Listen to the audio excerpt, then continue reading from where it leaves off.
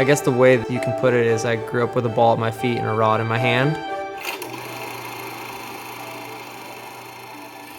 My father was a fisheries biologist in Washington State for 20 years growing up.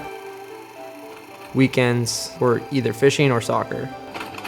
What started as a hobby turned into a passion and turned into an obsession for both. Started in rec soccer, began to play competitively. In about 7th grade, there was a shift in focus. I made a traveling team. It went from camping on the weekend and fishing and playing soccer here and there for tournaments to soccer every day, every weekend for years after that. And it just continued to evolve from driving 10 minutes to practice to an hour to practice to almost 2 hours to practice every day. My dad likes to joke is like the one person he knows that it finally like panned out all those soccer training lessons, all the long drives on the weekend, all of the sacrifices that we made as a family and the support that they gave me.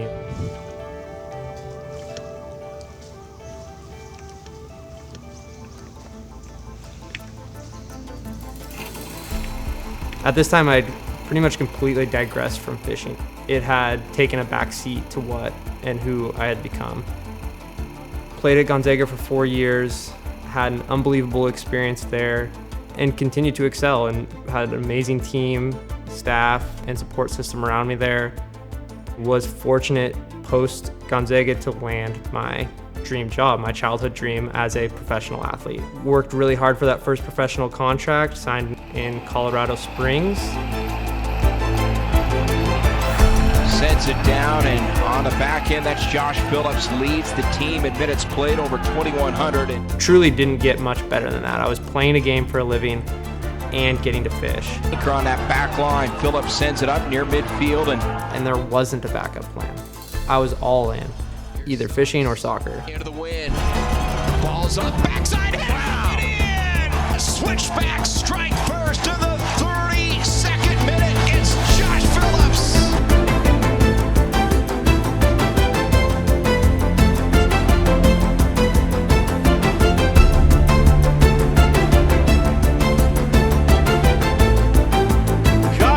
The captain off the corner on the header.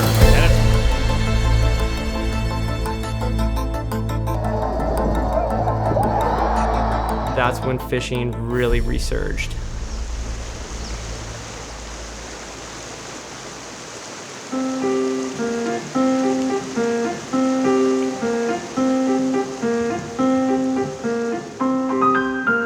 A couple of my teammates were avid fishermen, got me back onto the water, and every day after practice for 3 years straight, rods were rigged in the back of my truck and went from soccer practice to the river or to a lake or wherever there was a body of water, frankly. If there was a ditch with fish in it, I wanted to catch a fish in that ditch.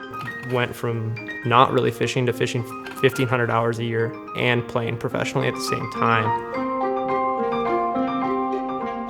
Growing up in Western Washington, fishing isn't as glamorous as other places in the world. I mean, we're fishing in the rain most days. The weather's generally poor.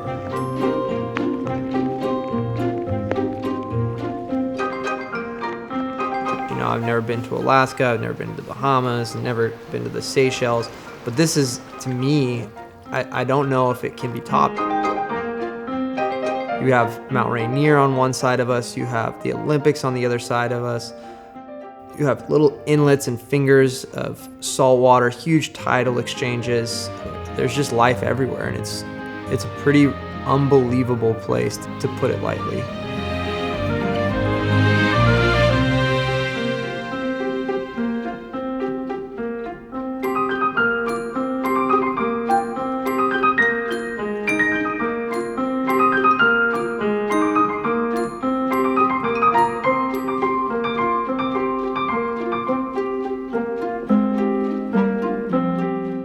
In Western Washington, my favorite species to target is SEARUN cutthroat, and a lot of factors bring that to life, but specifically, they're abundant in where I grew up.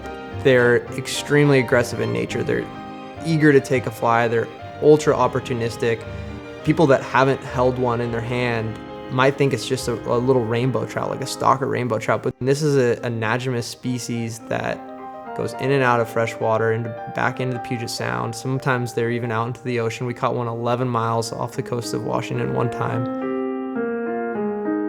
The coloration that they get in the fall, they get this gold sheen about them. Each one looks vastly different than the other, and it's incredible to see how different one looks from the other at the same beach.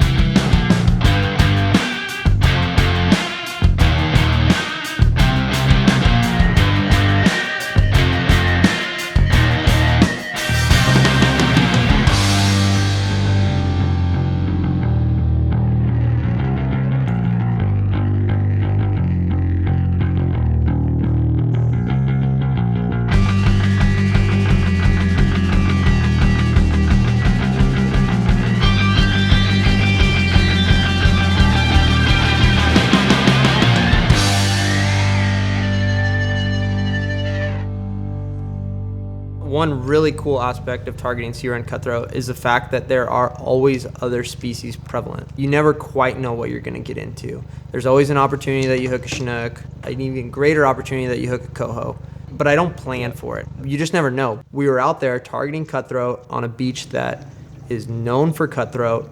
These big Coho, they kind of lock into this area and they'll stay around. They'll move back and forth on these beaches.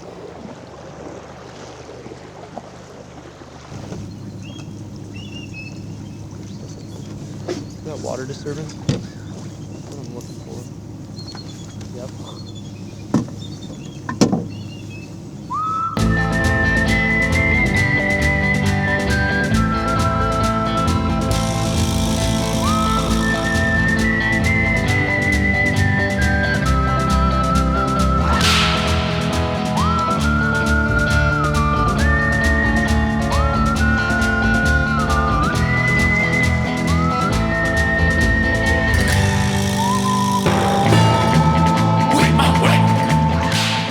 See these fish roll or jump, or in this case chase your fly, and at that moment you know it's on. And I had lost the first fish that we hooked into. I casted at it, grabbed the fly, took off. I might have put the brakes on it a little too much, broke the line, took the fly, it's gone. But the good thing is usually these fish aren't alone.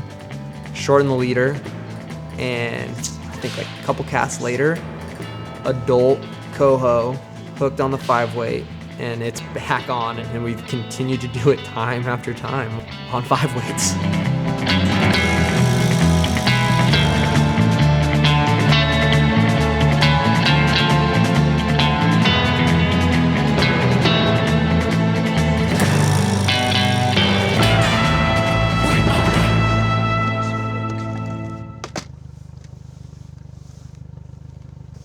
So if I could fish one color in Puget Sound for the rest of my life, hands down be peach.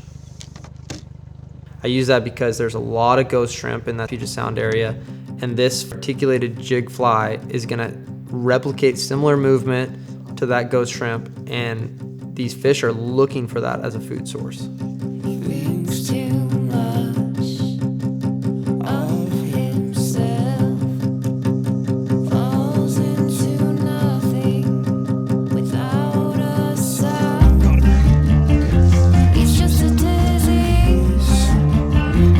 With a mind of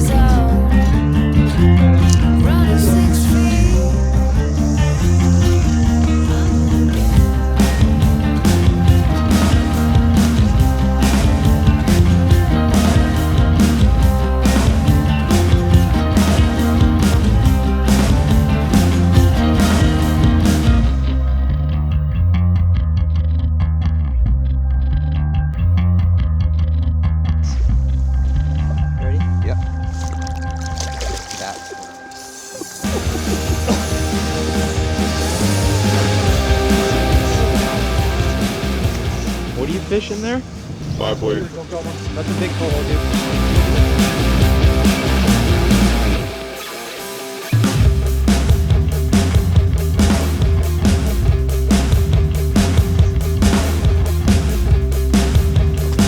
It doesn't suck.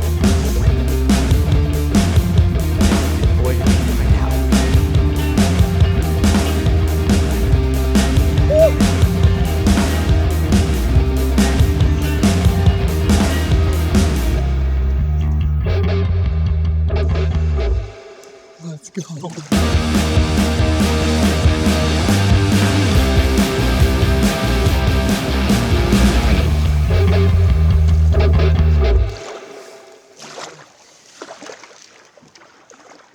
Pitch here, as you see Josh Phillips, the captain, the former switchbacks defensive. I knew from the beginning and wasn't gonna last forever. And that transition's not easy, you know, it's not one that every athlete looks forward to. It's one that's hard to swallow, but thankfully I started what is Spawn Fly Fish today.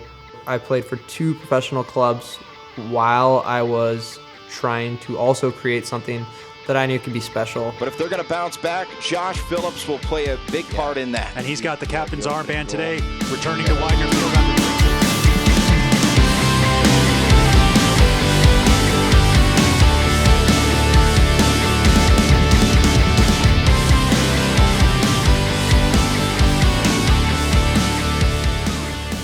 This company, and now is my life and my passion, kept me going in the right direction and allowed me to have an outlet after the game to continue to work as hard as I can and continue to strive to be the best. I learned in soccer, like especially at the professional level, what are you the best at? And as a defender, there were certain things that I was the best at. And as a business, we are still figuring that out, but like, what can we be the best at and how do we accomplish that? I've been fortunate to learn, to listen, and to do so many things already. Sometimes I feel as if I've lived 2 lives. I would continue to look back on what I learned and look forward on how I can take that information and implement it into what I'm doing today. Up to the top of the 18th, and there is Josh Phillips again. He has been sensational last week. Played his way out of the USL first team all-week honors. He has certainly been the rocks.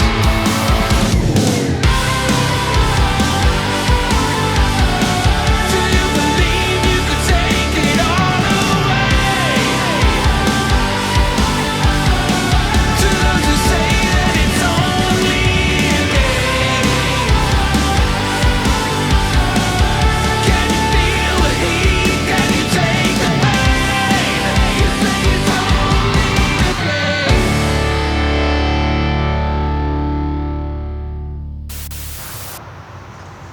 You don't have one at the house? No, I don't. I wouldn't. So what are we doing here? What just happened? So boat plug, not in the boat. My dad says he might have taken it out. It's definitive that he did. Went to the boat store. What day is it today?